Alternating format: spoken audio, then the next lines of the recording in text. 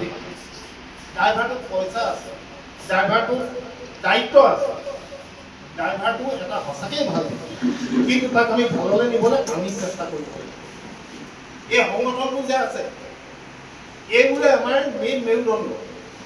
এই সংগঠনবোৰ ধৰণৰ ইছলামনাৰায়ণ দেৱাদাহঁতৰ নিচিনা মানুহে আমাৰ পিছত অহৰহ লাগি আছে। তেওঁলোকে দৰমহা কেইটকা পাই আছে নেপায় সেইটো মই নাজানো, কিন্তু অহৰহ লাগি আছে। তেওঁলোকে মিনিষ্টাৰ হ'বলৈ বা নেতা হ'বলৈ পৰা নাই, কিন্তু তেওঁলোকে মনত ভাবিছে যদি আমি গৈ থাকোঁ।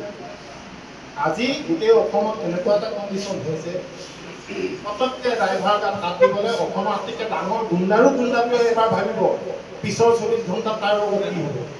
এইটো মই কথা দিছোঁ, তোমালোকে খালি মোৰ ওপৰত বিশ্বাস কৰা।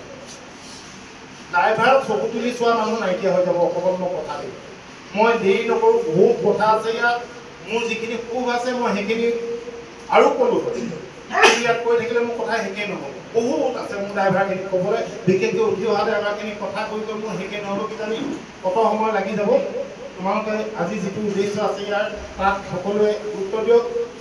মিটিঙত প্ৰশ্ন সুধিব, ধনৰ ওপৰত যদি প্ৰশ্ন আছে বুকুত ভিন্দাই পেলাই তুলিব। এইটো পিছত গৈ পেলাই পতা কথা নহয়। এই ধৰণে এইটো কৰিলে তেওঁ এইটো কৰিছে ভাল কৰা নাই, এইটো ইয়াৰ ফলত ধৰণে আপুনি এইটো কৰিছিলে যে এইটো মই ভাল পোৱা নাই, কি কাৰণে কৰিলে কওক। তেওঁ যদি শুদ্ধ উত্তৰ দিব নোৱাৰে তেনেহ'লে তেওঁ জানিব, তেওঁ যদি কিবা কথা শুদ্ধ উত্তৰ দিব নোৱাৰে তেওঁ জানিব, মই যদি কিবা কথা শুদ্ধ উত্তৰ দিব নোৱাৰো মই জানিম।